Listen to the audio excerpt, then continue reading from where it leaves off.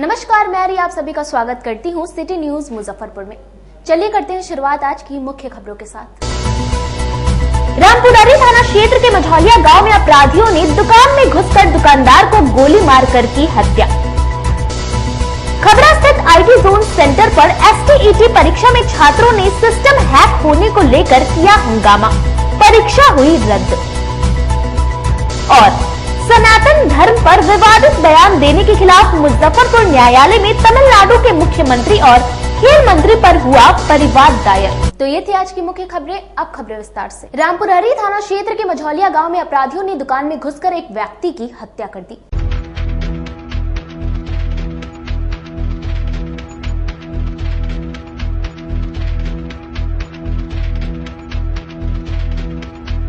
हम ये सब नहीं जानते। हम भोरे सवेरे प्रिंस कोचिंग गया था तो आया है ना, तब पूछे हैं, बोले हैं कि जो दादा तर जाओ से पूछ के आओ कि ये अथी रोटी खाएंगे कि चावल बनाए। तब बोला है कि सर अच्छा हम पूछ के आ रहे हैं। तो देखा है तो फटक बंद, तो उसमें गया है तो दादा के हादसा हुआ देखा है। तो यहाँ पर बोला है तो वही फटक खोल उल के देखा है तो सब लोग आया। रामपुरारी थाना क्षेत्र की मझौलिया गांव में रविवार की देर रात 60 वर्षीय किराना व्यवसायी जयलाल प्रसाद को अज्ञात अपराधियों ने गोली मारकर हत्या कर दी, जिसके बाद स्थानीय लोगों में काफी ज्यादा आक्रोश दिखा। सोमवार को जब सुबह गांव के लोगों को पता चला, तब धीरे धीरे आसपास के गांव के लोग सैकड़ों की संख्या में मृतक जयलाल प्रसाद के दुकान के पास जुटने लगे, जिसके बाद स्थानीय लोगों ने रामपुरहरी थाना को सूचना दी। घटनास्थल पर रामपुरहरी थाना की पुलिस पहुंची। आक्रोशित लोगों ने घंटों तक सबको रखकर अपराधियों की गिरफ्तारी की मांग को लेकर हंगामा करने लगे, जिसके बाद पुलिस ने लोगों को समझा बुझाकर शांत करवाया। लोगों की मांग के बाद पुलिस पहुंचने के 5 घंटे बाद पहुंची डॉग स्क्वाड की टीम घटनास्थल पर पहुंची, जिसके बाद पुलिस आसपास के क्षेत्रों में जांच किया, जिसके बाद शव को पोस्टमार्टम के लिए एसकेएमसीएच भेज दिया गया है। रामपुरहरी थाना की पुलिस मामले की जाँच में जुट गई है। हम ये सब नहीं जानते। हम भोरे सवेरे प्रिंस कोचिंग गया था तो आया है ना, तब पूछे हैं, बोले हैं कि जो दादा तर जाओ से पूछ के आओ कि ये अथी रोटी खाएंगे कि चावल बनाए हैं। तब बोला है कि सर अच्छा हम पूछ के आ रहे हैं। तो देखा है तो फटक बंद, तो उसमें गया है तो दादा के हादसा हुआ देखा है। तो यहाँ पर बोला है तो वही फटक खोल उल के देखा है तो सब लोग आया। सुबह में आए थे देखे? हाँ, 9 बजे करीब। दुकान क्या चीज का है? किराना दुकान है, अंडा उंडा के की किसी से झगड़ा वगैरह भी था? ना, किसी से मामला तो कुछ नहीं था। वो तो पैसा तो कमाते थे, इसी में रहते थे। 8 बजे मेरा भतीजा खाना लेके आया था, उसके बाद चले गए। हम लोग भी चले गए दुकान पर। रात में कौन क्या किया कोई हमको मालूम नहीं। कल रात को 8 बजे? कल कितने बजे दुकान यहाँ खोलते थे? यहाँ 8 साढ़े 8 बजे तक हम लोग खोल कर रखते रात को। सुबह में कब पता चला? वह हम चले गए खेत में तो मेरा भतीजा आया तो वही देखा तो वही बताया। कहाँ पे गोली लगा हुआ था? माथा पे लगा था। गोली लगा हुआ था? कुछ खोखा वोखा ही मिला वहाँ पे? नहीं, कुछ नहीं मिला। क्या गोली लगा कुछ पता है? एक ही गोली लगा। एक गोली? किसी से दुश्मनी था? नहीं, किसी से नहीं। पैसा का लेन देन सब कुछ नहीं, वो सब पैसा वही 2-2.5 लाख रुपए पास में था। अभी घर में 1 रुपया भी पैसा नहीं है। जो कॉल में पैसा था, पैसा नहीं है? पैसा कहाँ से लाए थे? वो कर्जा लिए थे दूसरे आदमी से, चाहे कौन से लिए थे, और वो अपना पॉकेट में था। वो दुकानदारी है।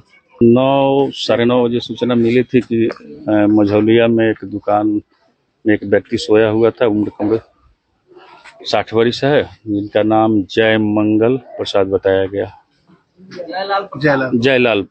जयलाल प्रसाद बताया गया। फिर हम लोग यहाँ 10-10 बजे पहुँचे तो देखे कि बेड पर खून पड़ा हुआ है। दोनों नाक से, दोनों कान से खून निकल रहा है। उसके बाद हम लोग उसको फिर इधर उधर देखा गया तो कान के पास में मटर जैसा 2 छिद्र है। खबरा स्थित आईटी जोन सेंटर में एसटीईटी की परीक्षा देने आए छात्रों ने जमकर हंगामा किया, परीक्षा रद्द हो गई। बिहार के कई जिलों में एसटीईटी की परीक्षा चल रही है। इसी बीच मुजफ्फरपुर के आईटी जोन खबरा सेंटर पर परीक्षार्थियों ने जमकर हंगामा किया। परीक्षार्थियों का आरोप है कि परीक्षा में जो सिस्टम प्रयोग किए जा रहे हैं उसे हैक कर लिया गया है, बायोमेट्रिक नहीं लिया गया, जबकि समय से काफी देर तक परीक्षा की शुरुआत भी नहीं की गई थी। वहीं कहीं परीक्षार्थियों की सिस्टम ऑटोमेटिक चल रही थी। इसी को लेकर परीक्षार्थियों ने हंगामा किया, जिसके बाद मौके पर एसडीएम अमित कुमार और एसपी अवधेश दीक्षित पहुंचे। परीक्षार्थियों की समस्या सुनने के बाद एसडीएम अमित कुमार ने BSEB से बात की, जिसके बाद फर्स्ट सिटिंग की परीक्षा को रद्द करने का फैसला लिया गया। लॉगिन हुआ तो अभ्यर्थी सिस्टम पर बैठे नहीं तो आंसर टिक कैसे हो रहा था? पहले से आंसर टिक भी हो रहा था। सबसे बड़ा सवाल सेंटर पर यही खड़ा कर रहा है कि जब अभ्यर्थी वहां सिस्टम पर नहीं बैठे हैं तो आंसर अपने आप टिक कैसे हो रहा है सिस्टम पे? और जो अभ्यर्थी पहले से उसमें बैठे हुए थे, सबका सिस्टम हैक कर लिया गया था। वो केवल कर्सर पर हाथ रख कर बैठे थे। वो कोई क्वेश्चन, कम से कम 20-25 कैंडिडेट थे जो जिसका सिस्टम हैक था और जो केवल कर्सर पर हाथ रख कर बैठे हुए थे और उनका क्वेश्चन अपने आप टिक हो रहा था। बिहार बोर्ड शिक्षा समिति के अध्यक्ष से हमें यह मांग है कि जल्द से जल्द लेटर जारी करके हमें आश्वस्त करें कि इस सेंटर का एग्जाम कैंसिल है। कितने परीक्षार्थी यहाँ पहुँचे होंगे? लगभग 300 समय लगभग 300 विद्यार्थी दरभंगा सारण कमिश्नरी के सदर थाना क्षेत्र के गोबर सही स्थित मोहल्ले में 5 अपराधियों ने घर में घुसकर महिला को बंधक बनाकर लूटपाट। सदर थाना क्षेत्र के गोबर सही मोहल्ले में रविवार की देर शाम रेस्टोरेंट संचालक सत्यनारायण सिंह के घर में 5 की संख्या में आए अपराधियों ने उनकी पत्नी पूनम राय के हाथ पैर बांधकर कमरे में बंधक बनाया, जिसके बाद लूटपाट की घटना को अंजाम दिया गया। दरअसल अपराधी नौकरी मांगने के बहाने घर में घुसे और उसके बाद पूनम को अकेला देख बारी बारी से 5 अपराधी घर में घुस गए और पूनम को एक कमरे में बंधक बना लिया। इसके बाद पूनम के पर्स और मोबाइल को लूटकर वहां से फरार होने से पूर्व हवा में फायरिंग की। पीड़िता पूनम ने बताया कि अपराधियों के द्वारा घर में घुसते ही बंधक बना लिया गया। फिर उसके बाद कमरे में जाकर आभूषण और मोबाइल फोन लेकर चले गए और जाते समय अपराधियों ने दहशत फैलाने के लिए फायरिंग भी की। इस घटना में अपराधियों का चेहरा सीसीटीवी कैमरे में कैद हो गया है। वहीं इस मामले को संज्ञान में लेते हुए एसपी टाउन अवधेश दीक्षित का कहना है कि पूरे मामले की जांच की जा रही है। हथियार से फायरिंग की बात बेबुनियाद है। पुलिस मामले में हर एक बिंदु पर जांच कर रही है। 3-4 लड़का आया गेट खोल के, तो हम देखे क्या है, ये लो लड़का कहाँ से आ गया, तो पूछे क्या है काम, तो हम लोग काम के लिए वहाँ से सोनू भैया हैं, हम बोले नहीं सोनू भैया तो नहीं है, तो मामा जी, हम बोले मामा जी तो क्या तुम लोग को बात करवा दें, तो हम फ़ोन लगाने लगे, तब तक उल्लू मेरे हाथ से फ़ोन छीन लिया। उसके बाद फिर सब मिलके पकड़ के हमको अंदर लाया। उसके बाद कपड़ा ठूस के मुंह में पूरे गमछी से पूरा रच के मतलब बांध के, हमको यार कितना उस समय चिल्लाए हम चोर चोर। फिर उसके बाद उल्लू लाया यहाँ अंदर रूम में ला के, कोई इधर दौड़ रहा था कोई उधर दौड़ रहा था, तो बगल वाली है वो लड़की लोग देख ली कि आंटी जी के यहाँ चोर घुसा, 4 लड़का घुसा। आंटी जी लग रहा चिल्ला रही हैं, आवाज़ साफ नहीं आ रहा। फिर वो लोग चिल्लाई बगल वाले को सोनू सोनू, तो बोला क्या सोनू। मैं घर में था तो उसमें से जो मुख्य जो पिक्चर में आ रहा है उसने हमसे पूछा कि गाड़ी चलानी है। हमने कहा कि हाँ गाड़ी चलानी है। हमने कहा कि भाई हमको गाड़ी तो नहीं चलवानी है, तो नहीं बैठे हुए हैं अभी बेरोजगारी है। तो हम कहे कि गाड़ी नहीं, चूँकि मैं अपनी गाड़ी को अपने लड़के के पास ही सिकंदराबाद भेज दिया हूँ। फिर भी वो चला गया, लेकिन उसने जब मेरे बेटे का नाम लिया तो हमको ऐसा लगा कि कोई होगा, चूँकि हमारे लड़के को तो उसकी शिक्षा दीक्षा बाहर ही सब हुई है। सत्यनारायण जी जो कि आनंद नगर के रहने वाले हैं, उनके यहाँ पर 4 लोग घुसे हैं। घुस करके उनकी पत्नी के साथ में मारपीट किए हैं और लूटपाट करने की कोशिश की गई है। थाना के द्वारा तुरंत से कार्रवाई करते हुए वहाँ पर अपनी टीम भेजी गई और टीम के द्वारा सीसीटीवी को देखा गया। साथ में बाकी पहलुओं पर भी जांच की गई, तो उसमें एक तथ्य सामने आया कि 4 लोग 12:47 के आसपास उनके घर में अंदर घुसे हैं। घुस करके 7-8 मिनट तक अंदर घर में रहे हैं, उसके बाद में खाली हाथ ही बाहर निकल गए। पूरे दिन भर की जो अभी तक की जो जांच पड़ताल है उससे एक चीज़ और सामने आई है कि चारों लोगों में से एक व्यक्ति था जो सुबह 9:15 बजे के आसपास भी घर में घुसा है काम मांगने के पर्पज से, और सत्यनारायण जी से बात किया है। और उसके बाद में अगले 3 घंटे तक 1 माह से जल जमाव से त्रस्त होकर श्री राम मोहल्ले के लोग अब ऊपर वाले के भरोसे जी रहे हैं। नगर निगम चुनाव में लोगों ने शहर के बदलाव को लेकर निगम की नई सरकार को जरूर चुना था, लेकिन पहली बारिश ने ही शहर के कई मोहल्लों में लोगों की उम्मीद पर पानी फेर दिया है। भारी बारिश को हुए कई सप्ताह बीत चुके हैं, लेकिन 1 माह से वार्ड 47 के श्री राम मोहल्ले में जल जमाव से लोग त्रस्त हैं। मोहल्ले के लोग गंदे पानी से होने वाले बीमारियों के डर के साए में जी रहे हैं। बच्चे स्कूल नहीं जा पा रहे और मोहल्ले के लोगों की सुनने वाला कोई नहीं है। मन से ये पानी लगा है, जब से बारिश स्टार्ट हुई है तब से हम लोग किससे आ जाना है, ये डेली का स्कूल जाना, कॉलेज जाना है, बहुत ज्यादा ही डिफिकल्टीज हो रही है। क्या इस पर नगर निगम का किसी का ध्यान नहीं है? किसी का ध्यान नहीं है, ऑफकोर्स नहीं है। हम लोग यही चाहेंगे कि इसको जल्दी से ठीक कराया जाए, बहुत ज्यादा ही बढ़ते जाना पड़ता है, सबको ऑफिस जाना होता है, स्कूल जाना। डेंगू मलेरिया को लेकर जो है सो ये समस्या, मैंने पानी लगा हुआ है, इससे क्या समस्या बढ़ रही है? इससे बहुत तरीके का बीमारी हो सकता है, डेंगू मलेरिया। जैसे बच्चे पानी में गिर गए 2-3 बार, बच्चे को चोट लग जा रही है। हम लोग को इतना नाला है, अब पानी का कोई उपाय नहीं है। रोड हम बनवाते हैं संसद कोटा से। मैं किरण देवी हूँ जो पोलिटिक्स से बिलाई करती हूँ। ये मेरे हस्बैंड है, इसके तिवारी जो पुलिस में है, सरकारी पदाधिकारी हैं, और हम लोग के बच्चे हैं, हमारा अपना घर दुआर है, बहुत हम लोग को कठिनाई झेलना पड़ता है, जिसके लिए कोई हम लोग को माई बाप नहीं है देखने। क्या नगर निगम जो इधर के जो पार्षद हैं, क्या उनका भी कोई ध्यान नहीं है? पार्षद महोदय अभी तक तो कुछ नहीं किया, लेकिन आज शाम को एक गाड़ी भेजे थी साफ कराने के लिए, लेकिन अभी तक कोई उपाय नहीं, समस्या का समाधान नहीं हुआ है। कोई उपाय नहीं हुआ। क्या कितने दिनों से पानी लगा हुआ है? पानी लगा है 1.5 महीना से, और 1.5 महीना से कोई ध्यान नहीं है? कोई ध्यान नहीं है। नगर निगम की तरफ से कोई आपको समझ नहीं, हमारे नगर निगम से हमको कोई वार्ड पार्षद या कोई हमारा मदद नहीं है। यहाँ समय हो चला एक छोटे से ब्रेक का। बने रहिए हमारे साथ, देखते रहिए सिटी न्यूज मुजफ्फरपुर। अपने सपनों की आशिया को दे एक नई पहचान माँ भवानी डेकोर प्राइवेट लिमिटेड के साथ, जो है ऑथराइज्ड डिस्ट्रीब्यूटर ऑफ कजारिया। देश की मिट्टी से बनी टाइल से देश को बनाते हैं, और जहां मिलती है सभी प्रकार के Indian and imported granite, marble, sanitary एवं कोटा स्टोन का अनोखा एवं आकर्षक संग्रह। माँ भवानी डेकोर प्राइवेट लिमिटेड मतलब a complete floor solutions. New 0 mile Dadar road Muzaffarpur. Call 9934753111।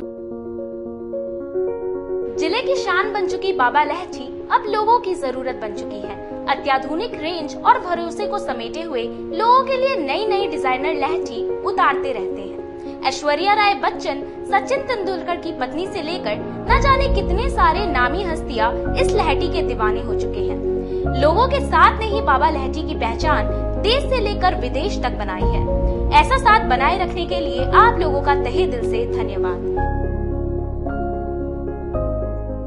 आपके 7 और 2 वर्षों के प्यार ने यूए एसोसिएट नीलकमल एक्सक्लूसिव शोरूम को मुजफ्फरपुर में एक अलग पहचान दिला दी है और उत्तर बिहार का पहला नीलकमल एक्सक्लूसिव शोरूम, जो अब Narayanpur opposite Vaishali management college की जगह क्लब रोड मिठनपुरा चौक के समीप यूए एसोसिएट का एकमात्र भव्य शोरूम अब नए रूप में खुल गया है, जहां आपको घर और ऑफिस फर्नीचर और मैट्रेस की विस्तृत रेंज ग्राहकों के लिए भी 50% तक की विशेष छूट के साथ दी जा रही है, और साथ ही साथ 0% पर फाइनेंस की सुविधा के साथ अपने घर ले जा सकते हैं। जैसे sofa, designing table, wardrobe, mattress, दीवान, पलंग के साथ सभी प्रकार के फर्नीचर पर विशेष रूप की छूट दी जा रही है।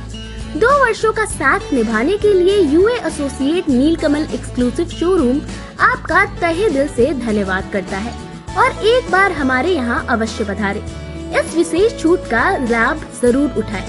यूए एसोसिएट नीलकमल का फर्नीचर शोरूम नारायणपुर से हट करके मिठनपुरा चौक के समीप क्लब रोड में हम लोगों ने अभी स्थापित किया है, जहां आपको होम फर्नीचर के, ऑफिस फर्नीचर के विस्तृत रेंज देखने को भव्य रूप से मिलेंगे। और हमारे पास मैट्रेस की भी एक बहुत अच्छी रेंज उपलब्ध है, और साथ ही साथ हमारा लगन का भी काफी भारी डिस्काउंट ऑफर चल रहा है, जिसमें 40% तक की छूट दी जा रही है।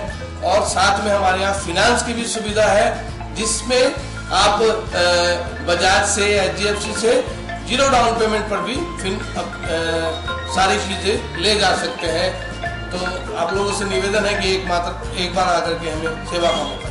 ब्रेक के बाद आप तमाम दर्शकों का एक बार फिर से स्वागत है। चलिए रुक करते हैं अन्य खबरों की ओर। सनातन धर्म पर विवादित बयान देने के खिलाफ मुजफ्फरपुर न्यायालय में तमिलनाडु के मुख्यमंत्री और खेल मंत्री पर परिवाद हुआ दायर। तमिलनाडु के मुख्यमंत्री MK स्टैलिन के पुत्र सह राज्य युवा खेल मंत्री उदयनिधि के द्वारा सनातन धर्म को डेंगू और मलेरिया बताए जाने का मामला तुल पकड़ता जा रहा है।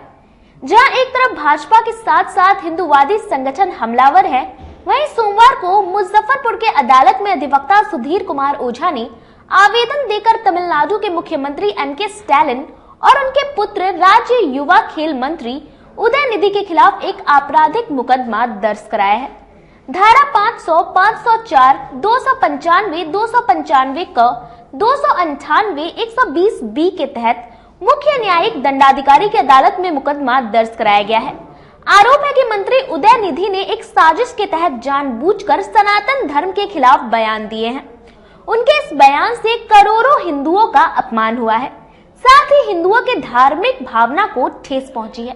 भारतीय संस्कृति और सनातन के खिलाफ तमिलनाडु के युवा कल्याण मंत्री उदयनिधि और उनके पिता जो एम.के. स्टालिन है मुख्यमंत्री तमिलनाडु के, उनके कहने पर इस तरह का साजिशन बयान देकर के जिस तरह से सनातन को डेंगू और मलेरिया बता करके खत्म करने की बात कही गई है, उससे करोड़ों देश के हिंदुओं सनातनियों को, अरबों को भावना को ठेस पहुंचाने का जानबूझकर काम किया गया है इनके द्वारा। इसलिए आज माननीय सीएम मुजफ्फरपुर की अदालत में उदयनिधि जो तमिलनाडु के मंत्री हैं, एम.के. स्टालिन जो कि वहाँ के मुख्यमंत्री हैं, दोनों के विरुद्ध आईपीसी की धारा 500, 504, 295, 295 क, 298, 120 बी के तहत एक आपराधिक मुकदमा दर्ज कराया गया है और माननीय न्यायालय ने गंभीरता से लेते हुए स्वीकार करके सुनवाई के लिए 14 सितंबर की तिथि मुकर्रर की। जन स्वराज पदयात्रा के दौरान जिले में पहुंचे प्रशांत किशोर ने एक देश और एक चुनाव मुद्दे पर कहा कि इसमें सरकार को वक्त देने की जरूरत है। जन स्वराज पदयात्रा शिविर में प्रशांत किशोर ने वन नेशन वन इलेक्शन पर कहा कि अगर इसे सही नियत से किया जाएगा और एक ट्रांजैक्शन का फेज हो 4 से 5 साल का, ताकि सबको उस व्यवस्था में आने का समुचित समय मिले, तो ये देश के हित में है। ऐसा इसलिए क्योंकि पूर्व में भी देश 17-18 सालों तक लाया गया था। भारत जैसे बड़े देश में जहां खुद इलेक्शन से जुड़ रहा हूं, इस साल 25% भारत का हिस्सा करीब करीब वोट करता है। ऐसे में पूरे समय सरकार चलाने वाले लोग कभी यहाँ इलेक्शन तो कभी वहां इलेक्शन कराने के चक्कर में फंसे रहते हैं। अगर इसको एक बार या 2 बार में किया जाए तो ज्यादा बेहतर होगा। इससे खर्च भी बचेगा और जवाबदेही भी तय होगी। जनता को एक बार ही निर्णय लेना होगा। बेरोजगारी सिर्फ गरीब लोगों की समस्या नहीं है, जो अच्छे परिवार हैं, जो कृषक हैं, जो व्यापार करने वाले लोग हैं, उनको भी अपने बच्चों के लिए 20,000 रुपए नौकरी के लिए भी लोग हर दिन सैकड़ों की संख्या में मिलते हैं कि भैया नौकरी बच्चे को मिल जाए। तो यहाँ बेरोजगारी और पलायन एक ऐसी समस्या है जो समाज के हर वर्ग को प्रभावित कर रहा है, हर परिवार को। दूसरी जो सबसे बड़ी समस्या बिहार में अभी दिखी वो है शिक्षा व्यवस्था का ध्वस्त हो जाना। बिहार में शिक्षा व्यवस्था बहुत अच्छी कभी नहीं थी। हम स्वयं बिहार में सरकारी स्कूल से ही पढ़े, लेकिन आज जो स्थिति है, विद्यालयों की छवि हर जगह खिचड़ी बांटने के सेंटर के तौर पर, और जो कॉलेज हैं उसकी छवि बन गई है डिग्री बांटने के सेंटर के तौर पर। पढ़ाई ना स्कूल में हो रहा है ना कॉलेज में हो रहा है। आप में से कई लोगों को लगता है या समाज में लोग बात करते हैं कि शिक्षकों की गुणवत्ता की वजह से ये स्थिति बिगड़ी है। मैं आपको इस बात को सिरे से खारिज करता हूं। शिक्षकों की गुणवत्ता की जो व्यवस्था है वो पूरी तरीके से ध्वस्त हो गई है। मेरा अपना मानना है कि इस कालखंड का जब इतिहास लिखा जाएगा तो नीतीश जी जैसे पढ़े लिखे व्यक्ति के मुख्यमंत्री रहते हुए बिहार की शिक्षा व्यवस्था के ध्वस्त हो जाने को उनके शासनकाल का सबसे बड़ा काला अध्याय बताया जाएगा। ऐसा इसलिए कि मान लीजिए कि यहाँ सड़क खराब है या लॉ एंड ऑर्डर खराब है या नहर में पानी नहीं है, कल एक अच्छी सरकार आ जाए तो ये व्यवस्था सुधर सकती है। लेकिन जो बच्चे 2 पीढ़ियां इस ध्वस्त शिक्षा व्यवस्था से पढ़कर निकल गए, अब अगर कल एक अच्छी सरकार आ भी जाए तो भी अब उस पूरे समाज को शिक्षितों के पीछे ही चलना पड़ेगा। उनका जीवन अब कोई नहीं सुधार सकता। बेरोजगारी, पलायन और शिक्षा के बाद जो तीसरी सबसे बड़ी समस्या लोगों ने बताया वो है खेती किसानी से जुड़ा हुआ। बिहार में बहुत बड़ी संख्या में लोग खेती से जुड़े हुए हैं। तो बोलचाल की भाषा में लोग जो बता रहे हैं कि खेती करने वाले लोगों की हालत बिहार में ये है कि पहले आज से 10-15 साल पहले खेती करने वाले लोग अपना पेट काट के सत्तू खाकर 5 वर्ष अगर खेती करते थे तो ऐसी मंशा रखते थे कि 1, 2, 4, 5, 10 कट्ठा जमीन वो खरीदेंगे। आज स्थिति ये है कि खेती करने वाले लोगों के घर में अगर कोई बिजनेस व्यापार करने वाला नहीं है, नौकरी करने वाला नहीं है, घर में बेटी की शादी लग जाए, कोई घर में बीमार पड़ जाए, तो हर 5 वर्ष में आपको 1-2 कट्ठा जमीन बेचना है। खेती करने वाले लोगों की जो हालत यहाँ खराब है, उसके 3 मूलभूत कारण हम लोग को समझ में आए अभी तक। पहला है बिहार में भूमि सुधार का लागू न होना। बिहार में समाजवाद के नाम पर, गरीबों के नाम पर राजनीति हुई है, लेकिन यहाँ भूमि सुधार को लेकर भूमि को मापना, उसका वितरण, उसकी माल। समरनालय परिसर में उपभोक्ता संघर्ष मोर्चा ने स्मार्ट मीटर पर रोक लगाने समेत विभिन्न मांगों को लेकर सरकार के खिलाफ धरना प्रदर्शन किया। स्मार्ट मीटर पर रोक लगाने, 200 यूनिट बिजली मुफ्त देने समेत विभिन्न मांगों को लेकर सोमवार को बिजली उपभोक्ता संघर्ष मोर्चा ने कलेक्ट्रेट के धरना स्थल पर विरोध प्रदर्शन किया। प्रदर्शन के दौरान बिजली के निजीकरण पर रोक लगाओ, उपभोक्ता को 200 यूनिट बिजली मुफ्त देना होगा, जनपक्षीय बिजली कानून लागू करो, प्रीपेड मीटर किसके हित में, मुख्यमंत्री जवाब दो, बिजली का निजीकरण किसके हित में, नरेंद्र मोदी जवाब दो के नारे लगाए गए। प्रदर्शन को संबोधित करते हुए वक्ताओं ने कहा कि मेरा गांव आर्थिक रूप से स्मार्ट नहीं है, बिजली सप्लाई बाधित होने पर अनावश्यक कमीशन खोरी और बिजली चालू होने में उपभोक्ता को परेशान होना पड़ता है। केंद्र सरकार 1 नेशन 1 टैरिफ सिद्धांत के तहत प्रीपेड मीटर पूरे देश में 2024 चुनाव से पहले लागू करना चाहती है और इसी नीति पर राज्य गठबंधन की नीतीश सरकार चलते हुए इस मिशन को जल्द पूरा करना चाहती है। इस तरह के जन विरोधी प्रीपेड मीटर जनता पर थोपने में केंद्र की मोदी सरकार और राज्य की गठबंधन सरकार की दोनों की गलती है। केंद्र सरकार एवं राज्य सरकार से मांग है कि स्मार्ट प्रीपेड मीटर पर अविलंब रोक लगाई जाए और पहले की ही भांति मीटर चालू करे। उपभोक्ता संघर्ष मोर्चा मुजफ्फरपुर के द्वारा आज 1 दिवसीय धरना जिलाधिकारी महोदय के समक्ष जो है हम लोग दे रहे हैं। देखिए, बिहार के अंदर जो स्मार्ट मीटर जो लगाया जा रहा है, ये स्मार्ट मीटर गरीब विरोधी है, जन विरोधी है, क्योंकि बिहार में सामाजिक रूप से, आर्थिक रूप से गरीब जो है पिछड़ा हुआ राज्य है, गरीब राज्य है। दूसरी बात है कि ये बिहार में जो है बिजली का रेट अदर स्टेट से जो है कि आपको यहाँ बिजली का रेट महंगा है, ऊपर से जो है स्मार्ट मीटर लगाया जा रहा है। हम लोग का कहना है कि ये स्मार्ट मीटर पर अविलंब जो है इसको रोक लगना चाहिए। आपको बिहार के अंदर 200 यूनिट जो बिजली है, बिजली जो अन्य राज्य में जो सरकार फ्री दे रही है, 200 यूनिट आप बिजली फ्री यहाँ दीजिए। बिजली के निजीकरण पर रोक लगाइए। जो भी बीपीएल धारी का जो आपको बिल है उसको जो है आप माफ कीजिए और बिजली के निजीकरण पर रोक लगाइए। ये 4 सूत्री मांगों के लेकर बिजली उपभोक्ता संघर्ष मोर्चा के द्वारा जिलाधिकारी के महोदय के समक्ष जो है हम धरना दे रहे हैं और हम आह्वान कर रहे हैं यहाँ पर ही कि गाँव के क्षेत्रों में आपको ये मीटर जो लग रहा है इसमें बहुत गड़बड़ियां हैं। एक तो जो है मीटर जो है आपको टेस्टेड नहीं है, कंपनी से जो है बन के आ रहा है।